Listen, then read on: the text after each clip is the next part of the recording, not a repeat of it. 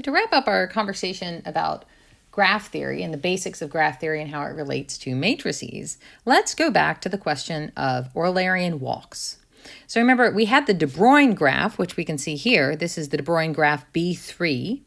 And an Eulerian walk on this graph, say, for example, we could go here, up here, take it, loop, down, around.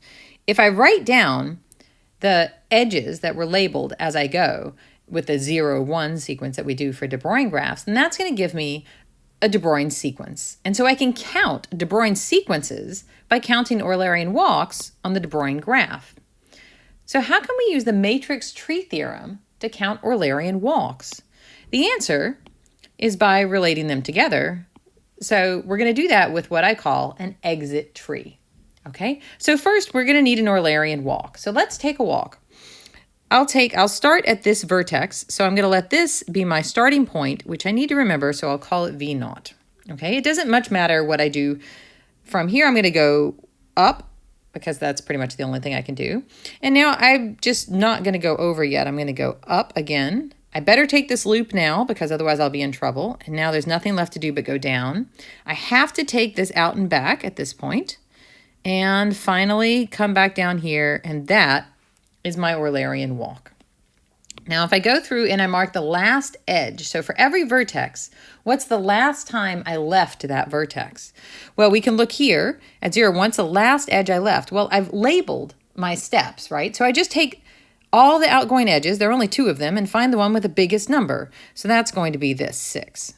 Okay, up at the top, 0, 0, what's my last outgoing edge? It's the 4. 0, 1, what's my last outgoing edge? The biggest number is 7, and I don't do it for the initial vertex. Now, notice one thing.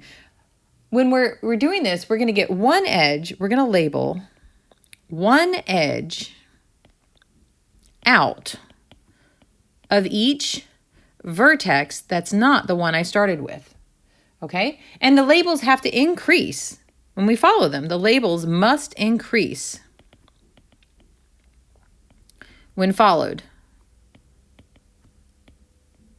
So what does that tell me? What do I mean by that? I mean, if I'm here, I have to follow the biggest label out. There's one thing, I go to the 6. And now if I follow the flow of the graph, I have to get a bigger number because I was here first. So 6, 7. Okay, if I'm here, I go 4 and then I follow the flow 7.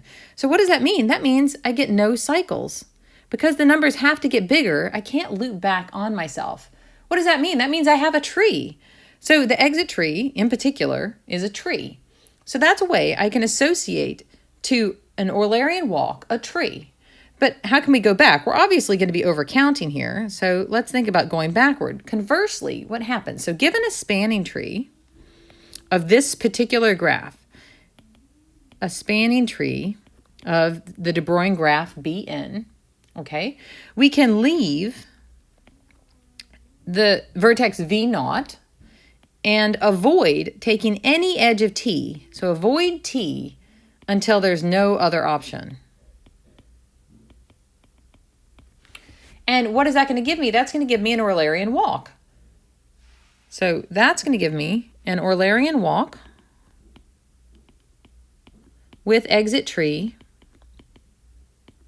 t. So let's see it in this case. So here's my t marked up. So if I'm here at this vertex, I can go around here. All right, that's fine. And I go up here. All right. Now I have 2 choices. I can take the 2 or the 6, but I don't take the 6 because it's highlighted. So I'll take the 2. Now I can take the 3 or the 4. The 4 is highlighted, so take the 3 first. And now there's nothing else I have got to take the 4 now. All right, so I'm here. I've got a choice of 5 or 7. Avoid the tree means I'm going to come over here first. And now I'm here, I've got nothing left. I've got to take the 6, and now down to the 7. And so that's it. I've got to do it this way. Now, there's nothing special about this exit tree for the De Bruijn graph. So we can do this for any directed graph, G. So what have we proven? Well, just looking at this construction gives us the following theorem that will relate the matrix tree theorem, which counts spanning trees, with Eulerian walks. So here's the theorem. There are degree of V0 factorial times the product over all other vertices, the degree of that vertex minus 1, factorial Eulerian walks per spanning tree of a graph. So why is that? What is this degree of V naught factorial? This is, we're going to leave our initial vertex V naught in some order. So nothing here said that I had to go here first or here first. I had a choice. There were two factorial choices for which exit I take from my initial vertex.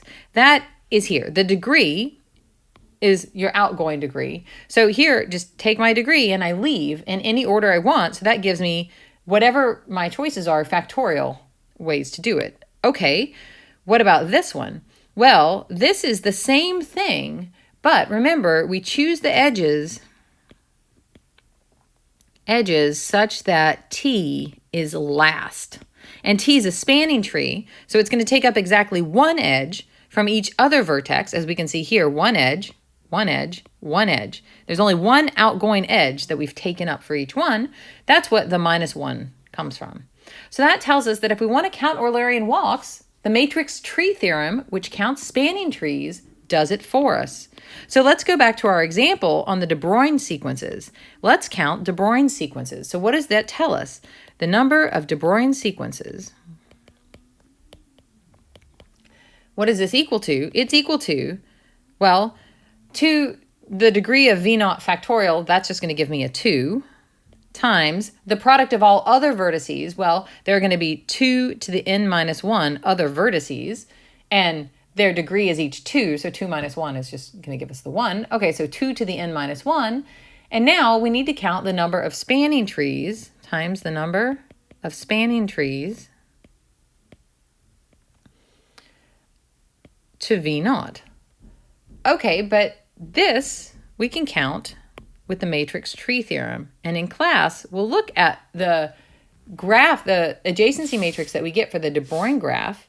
We'll multiply it out and see that we can easily figure out what its determinant is. Its determinant is actually 2 to the 2 to the n minus 1 minus n. So now when we put all of this together, how many de Bruijn sequences do we get? We get 2 to the 2 to the n minus 1. And if you want to count the number of de Bruijn cycles, because that's the more common way that we do it, the de Bruijn cycles, we just need to say that, well, every de Bruijn sequence, so each de Bruijn sequence has 2 to the n starting positions. So we get 2 to the 2 to the n minus 1 divided by 2 to the n, which is 2 to the 2 to the n minus 1 minus n. This is the number of cyclic de Bruijn sequences, so de Bruijn cycles. And you can check that, do some calculations for n equals 3, for example. Maybe we'll do that one. That one we saw before, there were 2. So for example, n equal 3, that's in this graph. There are 2 different Eulerian walks up to, depending on where I start. So if I put this into the formula, I should get 2 to the 2 to the 3 minus 1 minus 3. So that's going to be 2 to the 4 minus 3, which is 2, which checks out.